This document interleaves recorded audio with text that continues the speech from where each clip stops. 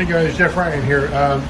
Today's Sunday. I thought my buddy Ian was going to come help me out today, but he is under the weather. We're trying to finish the train stuff.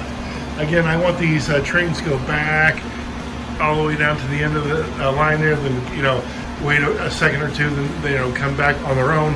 I don't want to have to fuss with any switches or any reversing like that, and we're getting very close to getting that done. We're just not there. So some of the stuff that I do just for fun, if I'm getting ready to shoot a video, like I was getting ready to do before I found out Ian wasn't going to come over, wherever I'm at, I want to make things look good. So just for fun, I'll make sure that the track looks good. I don't want to have dirty, nasty Florida corrosion track in my video, so to speak. So that's one of the things I do. Another thing I do is I try to make sure that I've got, if I'm talking about, let's say screws, I've got screws on hand. If I'm talking about tires, magnets, I got that stuff on hand. And one of the things I was going to get into today is and I know he had mentioned it the other, I don't know, about 3 weeks ago, the other day, about this. My coworker gave me this, and I really haven't got into it. So today I'm going to get into it. So again, behind the scenes stuff, I would get this out, I would put it on the layout here, then I'd be ready to go. The behind the scenes stuff, I got the track clean, I've got the box up here, and then I usually try to figure out what would be a good opening shot. So let's do that real quick before I start the video. I know, it sounds like I've already started the video, but actually not really yet. All right. I've got it tilted up on some of the boxes there, on my little kits, my part kit and all that stuff. So I'm thinking, hey, that might be a good opening shot. Let's see what we get. All right, guys, hey, Jeff Ryan here. We're going to get into this set one of my coworkers got me for my birthday. So we're going to open it up. We're going to see what it is.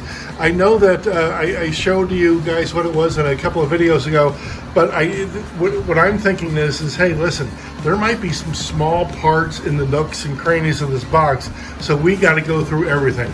All right, let me make sure we got enough room to get into this. All right, very good. Just had to move everything down a bit. Let's go and see what we got. We have the AFX track. It looks like it's in nice condition, doesn't it? I see some controllers there. Again, a bunch of track. We've got some car parts, things like that. So one thing I want to do is I just want to get the track out of there. And it looks like we got some guardrail. Looks like we might have a random ass spider running around. Look at that guardrail. Looks like it's the glow in the dark stuff. That's what it looks like from here. I might be wrong. Here we go. Got that out. And the last little bit of track is out. So let me get the controllers out and all that stuff. I'm going to wind them up properly.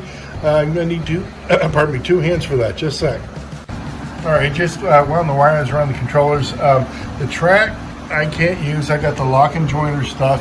The controllers I can't use. I would literally have to cut the ends off because here's how I do the terminal track. So all this stuff here I can't use. Now my neighbor, he might be able to use this stuff. He might just love this stuff. My neighbor Bill, I refurbished a slot car for him or two, and he just might love this stuff. But the cars over here themselves, I got to get into it. Let me go ahead and start picking through it and cleaning the rest of this box out.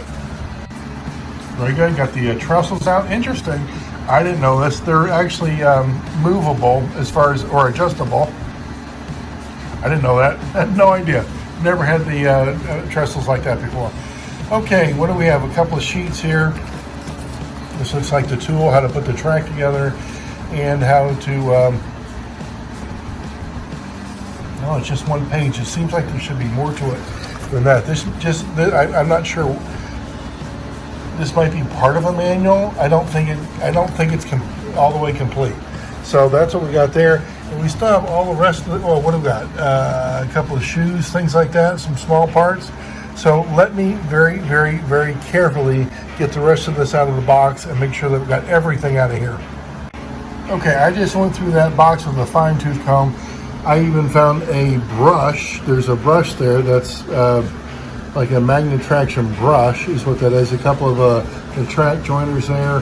I don't know what the finishing nails for. Got a couple of shoes.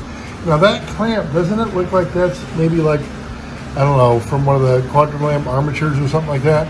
And there's a 4-gear chassis missing, magnets and whatnot. What kind of chassis is that? I'm not sure, guys. What is this? It's oh, that is the G Plus. Okay, it looks like it's stripped down quite a bit. I know this one over here is a 4-gear, yep, and that's missing a lot of parts. I can't believe that bugger runs. And what do we got here? That might run. This might run. Don't know about it. And does this? I know that's a G Plus. Yeah, that's G Plus. Okay, that might run. Don't know. So my goal here is to refurbish the chassis best I can, and I don't know. I don't think I need the controllers. I don't think I need the trestles, the track. So again, I'm going to offer it to my neighbor. If he doesn't want it, guys, let me know. If I still got it here, I don't mind sending it to you. But the cars, if I can refurbish them, if I can do that's as far as I want to take this stuff, because you guys know I collect the T-Jets, not so much the G Plus, not much the magnet traction, the 4 gears, all that stuff. I love the fact that my coworker went ahead and got this for me, but it's just a little after the time period when I was collecting, because I love the T-Jets. This stuff's just a little bit faster. But who knows? Let's see what I can do with it. All right, guys, I hope you enjoyed the video. Once again, if you want to check my book out, there should be a link in the description down there. Please do. I've had a lot of great comments about it. I can't thank you guys enough. It's been a blast writing it. And once again, the only reason I got it done is because of the encouragement from you guys. Let me know if you need anything. I'm here for you. See ya. And just for fun, here's a little bit more of the behind the scenes stuff here. I just closed the garage door, so I got to get out of here. It is 1,000,000 degrees. And what I'm doing is I'm going to my room to go ahead and download all the video stuff that I've done here just recently. Thank goodness, a bunch cooler in here. A whole lot cooler in here. Oh, mercy.